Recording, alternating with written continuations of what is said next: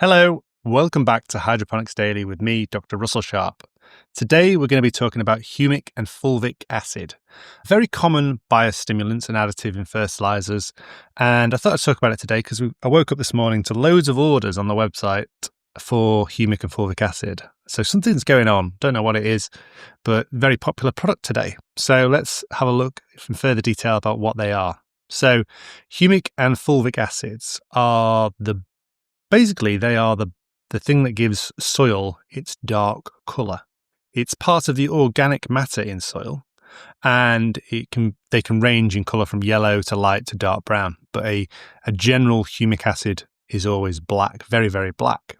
And you can extract them, and then you can put them into hydroponics, and you can give the benefits that you get from a soil in hydroponics. It's also used on golf courses because the greens that they put on are mostly made of just pure sand, and there you want to add back some of the benefits to the grass of the soil of the humic acids give. So it's humic means soil or earth in Latin. That's where it gets its terms, and humus is another word for the organic matter in the soil. Not to be confused with hummus, which is the lovely dip that we like to eat from the Middle East. So humic substances, they're a major part of soils, especially peaty soils, and so like acidic bogs and things like this, very high in organic matter because they don't fully decompose. They start to decompose. The organic matter starts a decomposition, and then it ends up with humus and humic acid. Whereas in say an alkaline, well-drained soil, that organic matter just breaks down eventually and is released into CO2 and things like this. That's why peat bogs are so good for storing carbon dioxide and things like this. So eventually that will turn into coal, and before it gets to coal, it turns into something called leonardite, and that's where most humic acids that are used in hydroponics comes from. It's extracted out of leonardite, normally with the use of potassium hydroxide, and that gives something called potassium hydroxide, potassium humate, and potassium humate is what's dissolved in liquid and then used in fertilizers and things like this.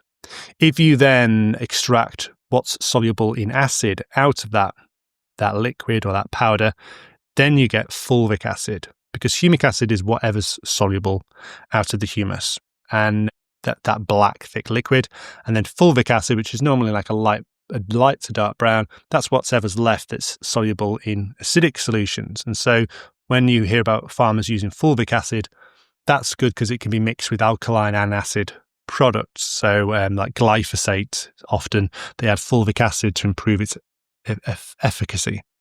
So humin is what's left. That's not soluble in any pH in water. And then you also have something called humic acid. And humic acid is what's soluble in alcohols.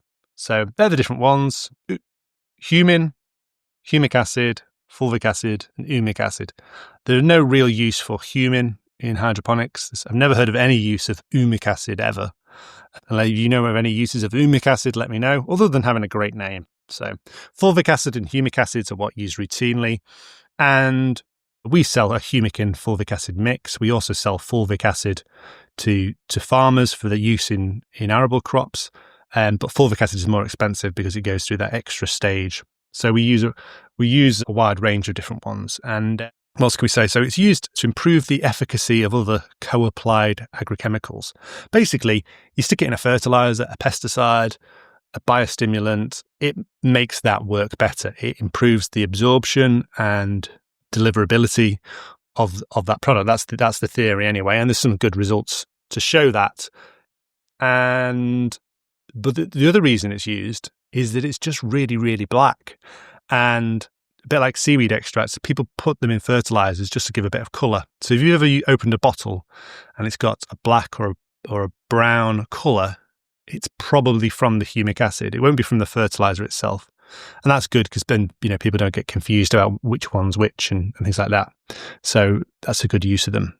Certainly better than food dyes, which you'll find in a lot of hydroponic feeds, brightly coloured products. They're only brightly coloured because they've got food dyes in them, which are not going to be great for the plants anyway. And better to put something that could improve the efficacy of the fertilizer in there. So we sell humic acid for arable crops. We also sell it to some hydroponic growers, and we have a product that's foliar optimized to get it onto the leaf, but it can also be put onto the root and as a root drench.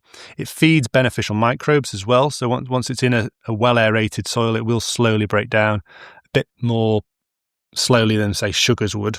So it's good for that. What other uses are good for humic and fulvic acid? It's thought to be a potent root stimulant, and it's used a lot now as you'll find it in lots of root stimulating products, even if they don't say that it's humic and fulvic acid in. If it's very, very dark, it's probably going to be humic and fulvic acid. If it's clear, it's probably going to be potassium phosphide, something like that, or an amino acid if it's yellow. You have to be careful, though, when buying humic and fulvic acid because it's so good at making liquids dark.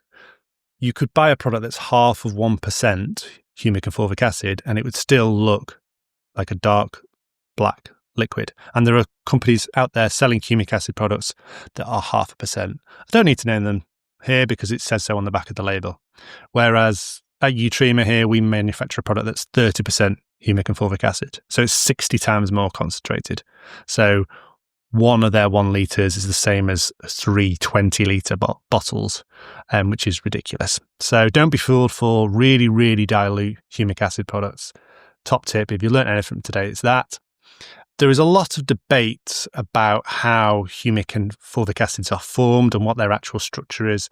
If you go on the Wikipedia page, you probably won't find much information about humic and fulvic acids. All you'll find is page upon page about where did they really come from? What is the different theories and what's the theories about their structure and things like that? They are actually phenolic compounds. So if you ever looked at chemical structures, they're the ones with the rings and like the benzene rings, phenolic rings, and lots of carboxylic acids. If you're a chemist, you know what a carboxylic acid is. So loads of those rings, and then humic acids have really fairly big structures, maybe 15 to 20 rings, whereas fulvic acids, because they're also soluble in acids, they tend to only have a couple, 2 to 5 benzene rings and lots of carboxylic acids to make them soluble. The structure is highly, highly variable. There's not one specific structure because it's just a catch-all term for all of those compounds that are in humus that can be extracted by alkali. It's not one particular compound. It's loads of different compounds that all have very similar properties. And the same for fulvic acid. There will be lots of different types of fulvic acid. Whereas if you took something like a terpene like limonene, there's only one chemical structure for limonene, and it would have to have that specific chemical structure. So humic acid is not one thing. It's not like hydrochloric acid or sulfuric acid and things like that. The humic acid and fulvic acid, there'll be hundreds, thousands, tens of thousands, hundreds of thousands of different chemicals, different combinations. To me, I think they derive mostly from lignin, because if you look at the structure of lignin, it's very similar. But it says, that research says that they're also derived from cellulose and hemicellulose and condensation reactions where these chemicals come together and form new compounds and things like this.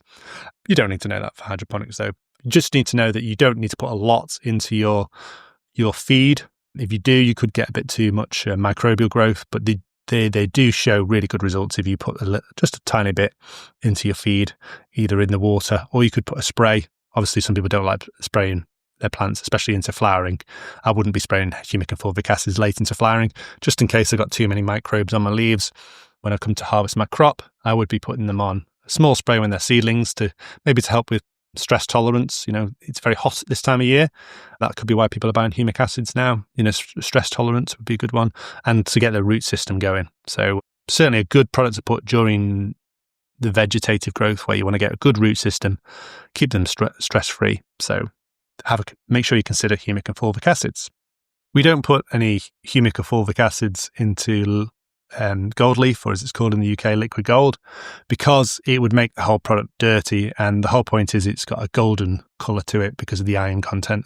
As I said in a previous episode, I was asked once by a large chemical fertilizer manufacturer who was trying to pitch it to he asked whether they could put humic acid in the product, and I was like, you really don't understand gold leaf if you think you can put humic acids. That would be a good thing. That would be like putting a caravan on the back of a Ferrari, just pointless. So yeah, but they do go well together. So you can mix humic and fulvic acid with gold leaf, and because humic and fulvic acids are often slightly alkaline, you don't need to worry about the pH if you're running a gold leaf system, because gold leaf drags everything back to the sweet spot, pH 5.5 to 6.5. So that's been Hydroponics Daily for today. Humic and fulvic acids. Let me know if you need any more information or if you've used them. Let me know, and whether positive or negative. Have you had any issues ever with using humic and fulvic acids? Had one farmer who once said he'd read that humic and fulvic acids improved the efficacy of glyphosate, Roundup, and he also found that citric acid improved the efficacy. So put them all in a tank together, and the citric acid pulled the humic acids out of solution, dropped them into a big sludge